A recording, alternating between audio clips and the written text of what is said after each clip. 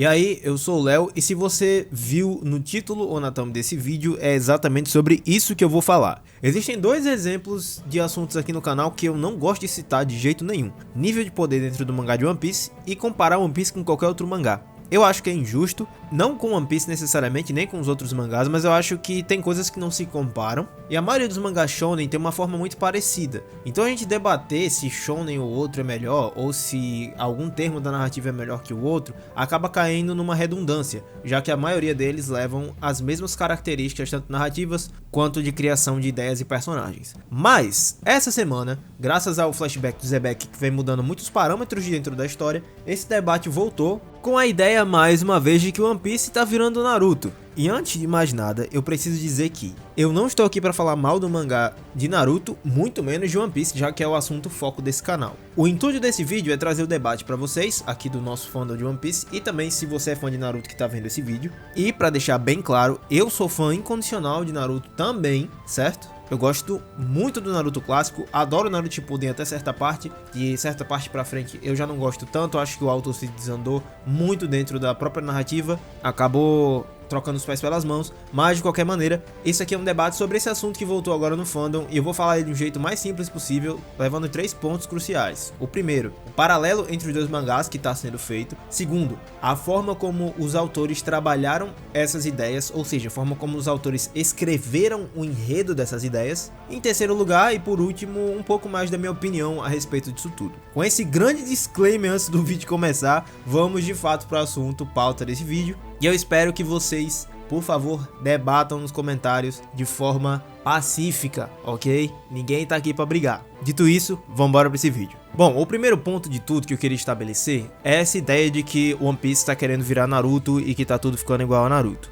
Não é bem assim que a banda toca e eu vou explicar o porquê do jeito mais simples que eu puder. Vamos lá, no Japão, esse conceito de gerações mais novas, ou seja, gerações que estamos acompanhando em histórias atuais, personagens mais jovens, mais inexperientes, tomando ensinamentos e vontades de antigas gerações para poder cumprir esses sonhos desses homens que vieram antes deles de fato, é algo muito comum nas histórias. Isso não é só comum a Naruto, não é só comum a Dragon Ball, muito menos só a Bleach. Se você pega qualquer shonen, esse conceito vai estar lá. E não só nos shonens, não só nos mangás, nos filmes, nos livros, a cultura do Japão trabalha muito essa ideia de novas gerações cumprirem propósitos de antigas. Aquela coisa sempre da gente ter um velho sábio que passa seus ensinamentos para um novo aprendiz e para um novo guerreiro que vai levar esses ensinamentos para frente. Isso não é só... A gente sabe que isso não é comum só no Japão, inclusive. No Japão isso é algo muito cultural, muito forte, mas isso tá em várias histórias ao longo do mundo. O próprio Star Wars com o Luke, o Yoda e por aí vai. O Luke também, posteriormente, acaba se tornando um mestre.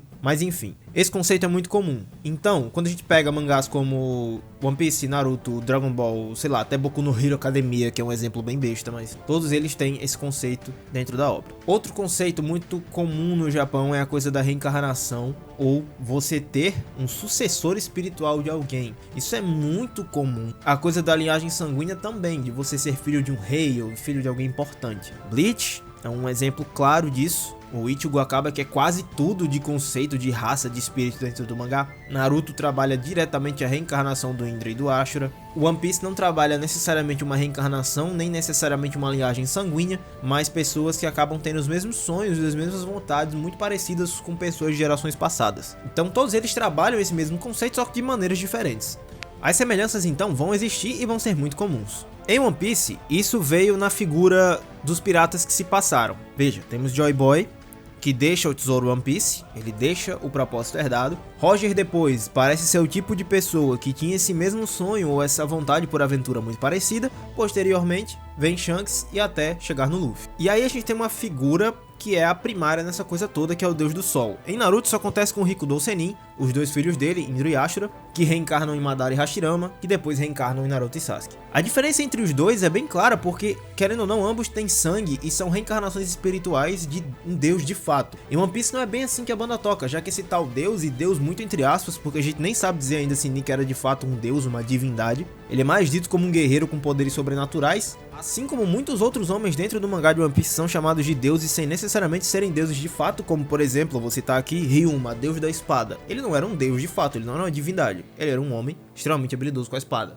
Até, por exemplo, o rei da Ilha dos Tritões, Neptune, é chamado de Deus soberano do mar ou coisa assim. Então, a gente ainda não sabe se Nika era de fato uma divindade. Ele parece mais como um guerreiro que foi tratado como divindade. Isso é um conceito que já é trabalhado em One Piece. Homens que têm poderes sobrenaturais e são tratados por outros homens como um deus, quando não necessariamente ele é um deus. O arco de Skypiea trabalha muito essa narrativa e trabalha muito isso. O próprio Imu, que é a figura do deus daquele mundo, também não é um deus de fato, ele é mais um homem que tem poderes sobrenaturais que a gente ainda vai aprender. De qualquer maneira, as duas relações dos dois mangás são bem diferentes. Então, os dois trabalham conceitos muito comuns no Japão, trabalham conceitos muito comuns nas histórias como um todo, como já falei pra vocês, e de maneiras bem diferentes. Naruto vai quase para um lado religioso da coisa, do fato de um sucessor espiritual, de uma reencarnação espiritual de um deus. One Piece trabalha a ideia de que a fruta levou esse sangue, esse código genético, essa transformação pro Luffy posteriormente, mas a relação do Luffy com as gerações passadas é mais relacionada aos sonhos deles e não algo direto como reencarnação ou como algo sanguíneo, já que apesar de a maioria deles serem da mesma família, a família dos D, eles não são descendentes um do outro de fato. One Piece até trabalha isso direitinho, assim, se você parar pra pensar, que quem deveria ser o sucessor espiritual da coisa toda era, na verdade, o Portgas de Ace, e não o Luffy, já que o Ace era filho do Roger, e era um D quase que puro, assim, por assim dizer, entre aspas, já que ele era filho de duas pessoas com o nome D, então o Ace deveria ter herdado isso e acaba que não é. É o Luffy, o irmãozinho dele, que carrega esse propósito, porque o Luffy combina muito mais com o sonho do que com o sangue. One Piece trabalha com isso. Então aí, apesar do paralelo, que a gente pode fazer um paralelo até com Dragon Ball, por exemplo, com o Goku e o Vegeta, Vegeta sendo filho do Rei Vegeta e Goku sendo filho do Bardock, que foi um guerreiro lendário, assim como outros tantos mangás que têm esse mesmo conceito, a gente pode fazer esses paralelos, mas a forma como ambos escrevem são bem diferentes e trabalhados de formas muito diferentes. Então não, a comparação não é muito justa, apesar de ser bem parecida geracionalmente falando, mas não é a mesma coisa e tá longe de ser conceitualmente. As peças podem até parecer muito próximas ali se a gente colocar gerações ou o caminho até chegar em certo ponto, mas a narrativa, o contexto, a ideia é totalmente diferente. E não é original nem do Eiichiro Oda, nem do Kishimoto. Então reivindicar isso parece ser um pouquinho de birra da parte dos dois fandoms. Sobre a execução, que é a parte que eu falei sobre como os dois autores executam. Vamos lá. Eu poderia passar aqui, como eu já fiz aqui no canal,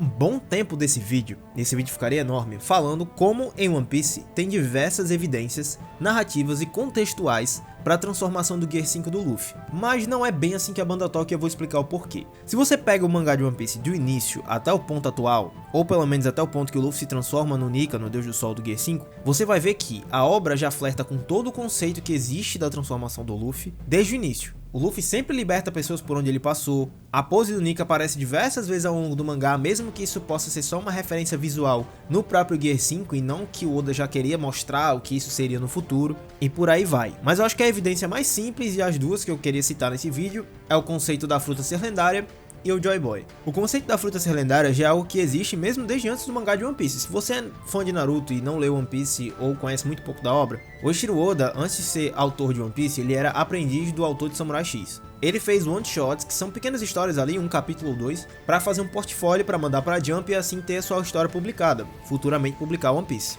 Isso acontece 2 a 3 anos antes de One Piece começar a ser publicado na Shonen Jump, então Oda era só um aspirante a escritor. Nessa época ele escreveu 3 versões de One Piece, que são versões protótipos, são Romance Dawn, V1, V2 e V3. A V2 e V3 são as mais conhecidas, já teve animação sobre isso e já teve edições especiais falando dela, mas a primeira, que é a mais antiga de todas e a mais distante, ela é uma das mais importantes porque foi dos primeiros rascunhos do Oda sobre a história. Nesses rascunhos, a ideia de que a fruta do Luffy era lendária já existia. Pois é. Sabe o Rei dos Piratas? O homem que causa a grande era dos piratas, que inicia toda essa trajetória do mangá de One Piece? A cabeça dele no mangá vale 5,6 bilhões de berries. É a maior recompensa conhecida até hoje, se não me falha a memória. Então imagine que ele era o homem mais procurado do mundo, o homem mais forte do mundo e que poderia destruir todo o conceito daquele mundo com apenas uma fala, já que ele sabia todo o segredo porque ele chegou na ilha final e descobriu o que era o tesouro. Beleza, tá com isso em mente? Agora vamos voltar lá para a ideia do Romance Down V1 que eu falei, que é o mais antigo dos rascunhos do Oda.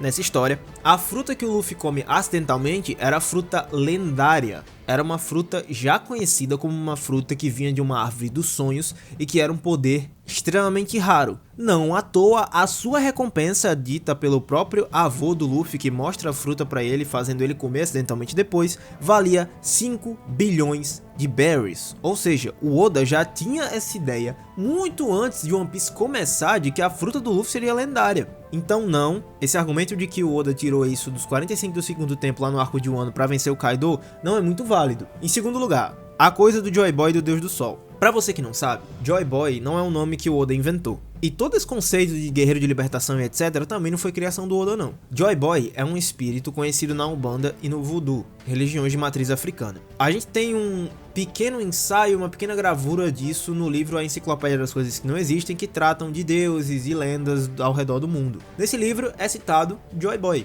Essa é a imagem dele, um homem negro com um tambor. É dito que esse espírito era o espírito de um homem negro, como eu já falei. Ele tinha um tambor e através da sua música, já que ele era o espírito personificado da música e da dança, através disso ele fazia com que qualquer homem que estivesse sentindo dores ou estivesse em sofrimento profundo largasse essas dores e dançasse no ritmo daquela música. Ele era um espírito libertador através do som dos seus tambores. Essa história é muito conhecida, passada de boca a boca, de geração em geração, pois esse espírito era dito ser o espírito que tentava fazer com que fosse menos dolorida e menos sofrível a viagem nos navios negreiros na época da escravidão no Mar do Caribe. Ou seja, um homem que libertava as pessoas através da sua música e dos seus tambores. É basicamente o conceito do Nika. O Oda só transcreveu para dentro do mangá de One Piece e veja só, o nome do espírito era Joy Boy, que é o nome do primeiro pirata. O nome do Joy Boy é citado pela primeira vez no capítulo 600 e pouco, 649 se não me falha a memória, e a gente tá no capítulo 1150 e poucos. Inclusive,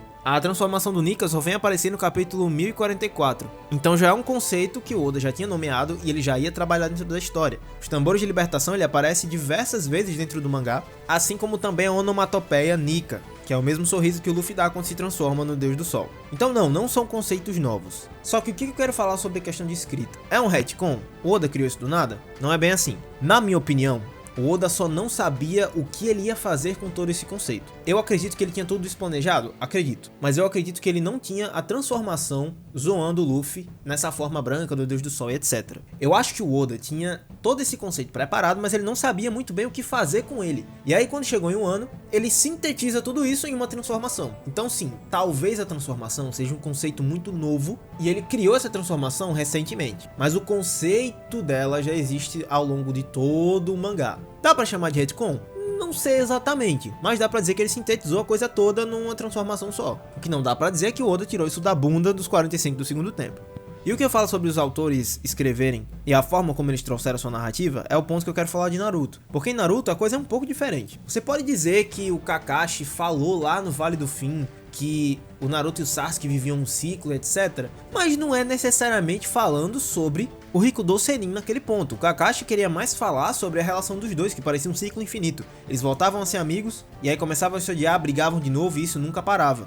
Conceitos como, por exemplo, as próprias Biju, que são as partes do espírito, da Juubi, etc. Tudo isso só vem muito posteriormente em Naruto Shippuden. Se você pega o Naruto clássico, e até me dói falar isso porque eu sou muito fã de Naruto, como eu já falei a vocês, esse conceito sequer existia. Só existiam a Kyuubi, a besta das 9 caudas, e Shukaku. A coisa é tão doida que Shukaku, quando vê a Kyuubi lá na invasão de Konoha, ele não fala nada sobre isso, ele não esboça nenhuma reação, ele não conhecia aquele espírito, e a gente vê posteriormente que eles tinham certa relação. Em segundo lugar, o Naruto clássico nunca cita, nem nunca citou, nem o termo Jinchuriki, e nem mesmo as outras bestas de cauda, em nenhum momento. O próprio Shukaku, que deveria ser um espírito e uma parte do espírito da Juubi, era na verdade só o espírito de um monge da Aldeia da Areia, que reencarnou e se tornou aquele demônio que vivia dentro do Gaara. O Gaara não era nem chamado de Jinchuriki, o Gaara era só um intermediário dentro daquele espírito, um cara que foi amaldiçoado e tinha aquele espírito dentro de si e libertava o Shukaku daquela forma, quando ele perdia o controle do seu sono e perdia o controle do seu corpo.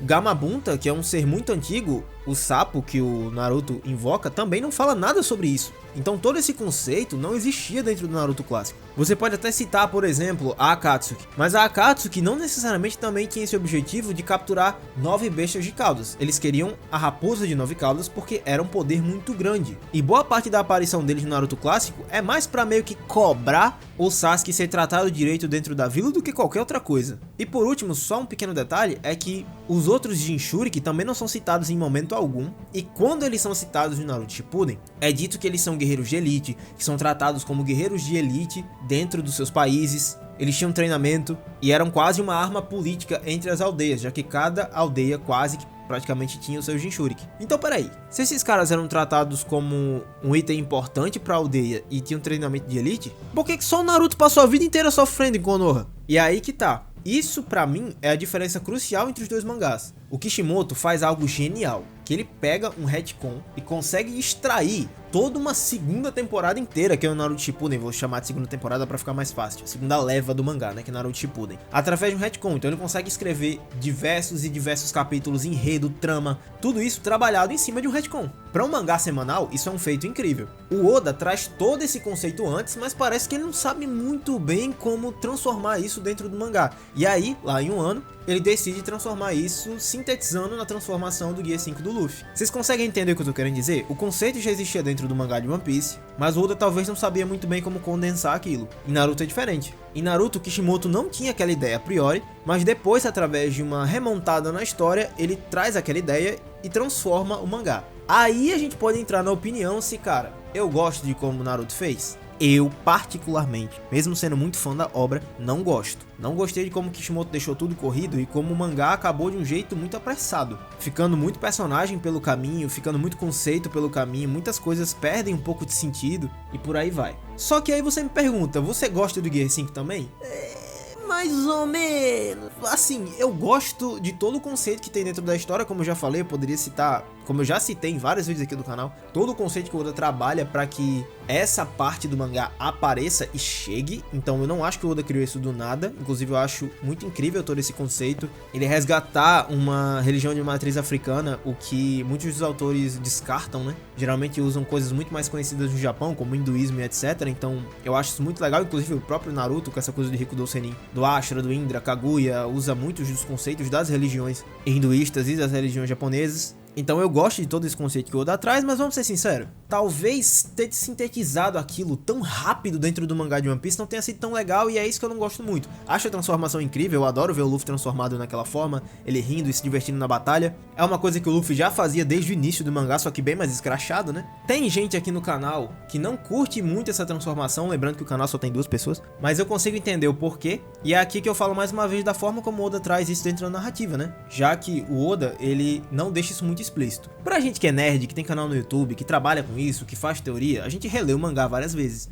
E relendo o mangá várias vezes, você encontra esses conceitos, encontra o tambor de libertação, encontra a onomatopeia nika, vai encontrar todos os conceitos que o Oda traz sobre libertação, meia lua no céu, nome D, Joy Boy, por aí vai. Isso tudo você consegue encontrar. Só que pra quem lê convencionalmente não tá nem um pouco preocupado com isso, no máximo só vê vídeo de teoria no YouTube, como a maioria de vocês fazem aqui no canal, não é bem como se você soubesse disso o tempo todo. Pra gente que tá lendo e vê o Luffy se transformar e já leu o mangá umas 10 vezes pelo menos, a gente olha pra aquilo e pensa, caramba, então era isso o tempo todo. Pra quem só lê convencionalmente ali na semana, sem muito compromisso, olha pra aquilo e pensa, de onde foi que isso saiu? Então, eu concordo muito quando alguém reclama do fato de como o Gear 5 aparece, de como ele é muito repentino dentro da obra. Isso eu concordo, 100%. Eu não concordo muito bem em dizer que o Oda tirou isso do nada. E tudo bem. Em Naruto acho que a coisa é um pouco diferente, porque muitos de nós que lemos o mangá, e eu lia Naruto semanalmente quando ainda estava sendo publicado na guerra, então a gente viu aquilo acontecer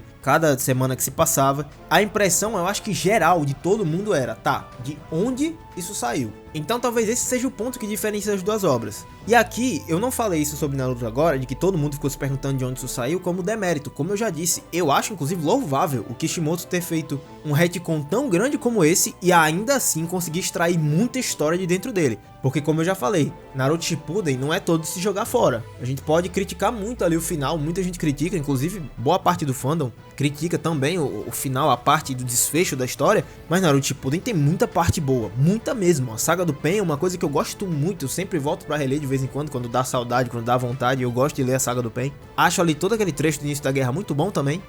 E como eu já falei, eu acho incrível que o Kishimoto conseguiu fazer isso no mangá semanal através de um retcon. Acho sensacional. Mas é uma diferença muito grande entre os dois mangás. E aqui eu não tô pra dizer que o Oda também é um gênio. A gente sabe que o Oda vai cada umas arrumadinhas ali na história e todo mundo acaba dizendo, ah, é Oda gênio, mas é mais umas arrumadas do que necessariamente ele já tinha tudo planejado o tempo todo e ele é um gênio e etc. Depois eu falo mais sobre o Oda necessariamente como escritor. É um vídeo que eu queria muito fazer aqui no canal, falando sobre como o Oda é um gênio por arrumar a história e não necessariamente por planejá-la desde o início. Mas enfim, é isso que eu queria trazer sobre a narrativa dos dois mangás. Por fim, vamos entrar na parte da opinião. Sinceramente, eu acho que entre os dois, o que mais se dá bem e o que mais tem respaldo pra gente dizer que é o melhor, no fim das contas, sinceramente, eu acho que